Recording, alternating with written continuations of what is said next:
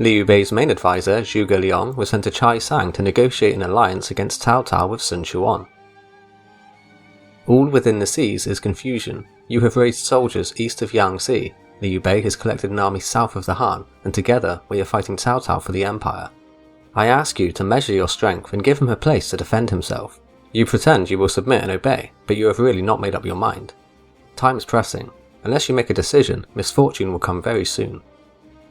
This just made Sun Quan angry though, as he replied, I am not one to collect the lands of Wu with an army of 100,000 men just to put them under someone else's orders. I have made my calculations, and as the idea that Liu Bei is the only man who can face up to Cao Cao, he has just been defeated at Changban, how is he to resist this threat? Zhuge Liang insisted the situation was not so cut and dry, as their 10,000 men had not been present, plus including Liu Shi's levies they had 20,000 men, whilst the Sun forces had at least 30,000 at their disposal. Despite however large a force the pair fielded, it was still no match for Cao Cao's 800,000. He wrote to Sun Quan suggesting that he surrenders. I've recently received Imperial commands to attack all criminals, my standards point to the south, and Liu has bound hands. I control a fleet with 800,000 men, and I plan to come hunting with you in Wu. The majority believed that Sun Quan would surely kill Liu Bei and submit, but Cheng Ye correctly analysed that they would fight a desperate war. Chief Clerk Zhang Zhao advocated for surrender, but Zhuge Liang argued against it, and even received support from Lu Su and Zhou Yu, Sun Quan's head talent. He weighed in his estimates that their enemy's strength was closer to 230,000, which included almost 80,000 whose morale and loyalty were uncertain. He also pointed out that most of the experienced men would not be able to use their cavalry for this battle, plus there are non-combatants such as those who worked in logistics, and also the wives and children of the soldiers. Upon hearing such reasons, Sun Quan agreed to the alliance during an assembly as he cut off a corner from his desk then stated, anyone who still dares argue for surrender will be treated the same as this desk. With this declaration, Zhou Yu, Cheng Pu and Lu Su were sent with the Wu soldiers to aid Liu Bei. When the Wu forces arrived, Liu Bei sent someone to receive Zhou Yu, but he insisted as commander he could not leave his post, but if Liu Bei would come to him, then that's just what he would expect. Guan Yu and Zhang Fei probably thought Zhou Yu was being rude, but Liu Bei left alone anyway, for the sake of forging the alliance. He was disappointed at the small size of the Wu navy, and did not believe Zhou Yu would be victorious, so he left 2,000 men behind with his brothers. Zhou Yu's attitude here is a reflection of his distrust towards Liu Bei, as he perceived him as a potential future warlord, and so a threat. The alliance had approximately 50,000 men, which included Wu's well-trained naval force and their marines who all begun preparations for battle. Central Army Protector Zhou Yu served as the left chief controller of the army, and General of the Household who defeats bandits Cheng Pu served as the right chief controller. The prominent Wu commanders included Lu Su, Lu Fan and Lu Meng, Han Dang, Wang Gai and Zhou Tai, plus Ling Tong and Gan Ning.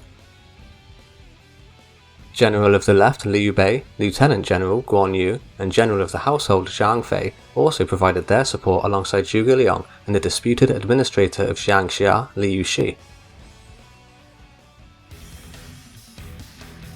Their opposition was the Imperial Chancellor Cao Cao and his second cousin Cao Ren, who was acting as general who attacks the south for this battle.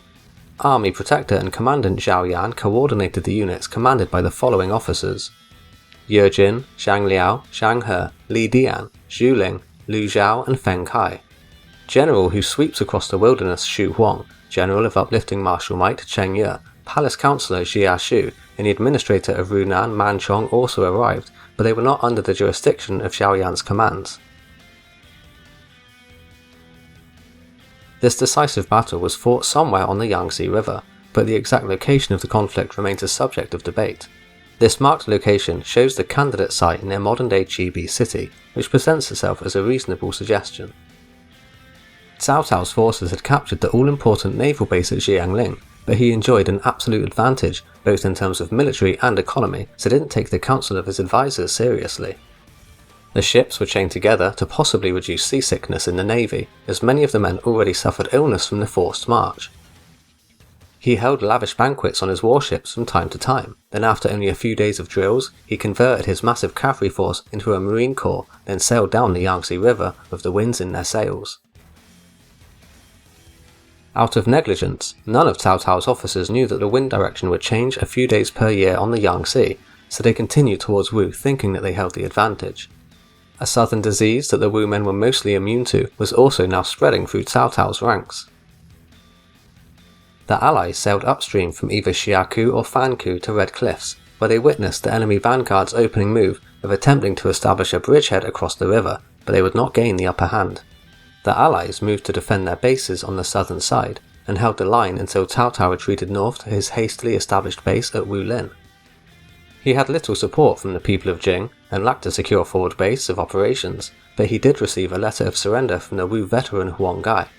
This was quite a plausible reaction to Cao's invasion, as many others had taken the chance to surrender to him, but Huang Gai's was a ruse, as he was actually preparing his ships for a fire attack by filling them with kindling and fatty oils. A naval engagement soon broke out on the river itself, where the squadron of 10 fireships approached the midway point. Then Huang Gai lifted a torch and instructed his men to shout, "We surrender." The enemy troops came out of their camps to look, and they announced that he was coming to join them. Then the Wu Marines took off onto smaller boats and escaped, as the southeastern wind carried the unmanned capital ships directly into Cao Cao's fleet and set it ablaze. Huang Gai was hit by a stray arrow during the battle and fell into the water, but he was saved later by some Wu men who didn't recognize him. Many of Cao Cao's men and horses either burned to death or drowned, as the winds pushed the fires inland until even the naval camps were burning. While Cao Cao was certain the allies could not make use of a fire attack, Shou had his grand fleet reduced to ashes overnight. Following the initial inferno, Shou led the allies to capitalize on the assault.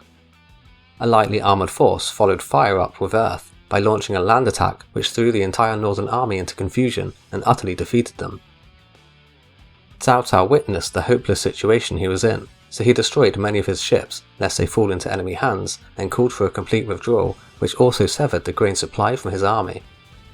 They retreated along the Hua-Rong road, which not only included a long stretch of marshlands, but was also covered in thick mud from the recent heavy rainfall.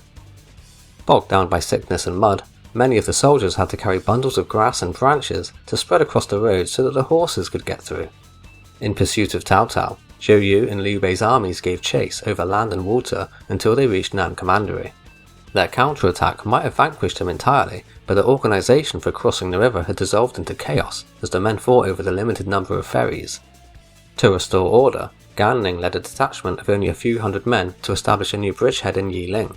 He recruited even more men when he got there, bringing his numbers to over 1,000, but Cao Ren's staunch defence prevented further catastrophe for his clan. By now, many of the Wei soldiers had drowned in the mud or were trampled to death during their laborious retreat. Disease and growing starvation further ravaged them as Cao Cao made his way back home to Yi.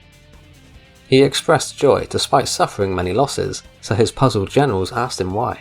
"My friend, Liu Bei doesn't think fast enough. If he had set fires earlier, we wouldn't have been able to get out of the Hua-Rong trail alive." Cao Ren and Xu Huang remained behind to guard Jiangling, whilst Yuejin and Man Chong stationed at Xiangyang and Dangyang. The failure at Chibi might have been avoided if Cao Cao didn't ignore Jia Chu's advice to rest the armies before advancing. He also thought if they improved the lives of the people, they could recruit talents from Wu over time, so wouldn't need to resort to force to subdue Jiangdong.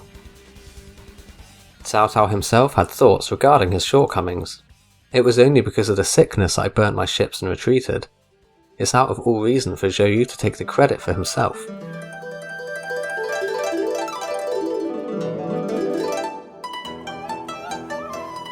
If you enjoyed this video, don't forget to hit that like and subscribe button, and I'll see you next time.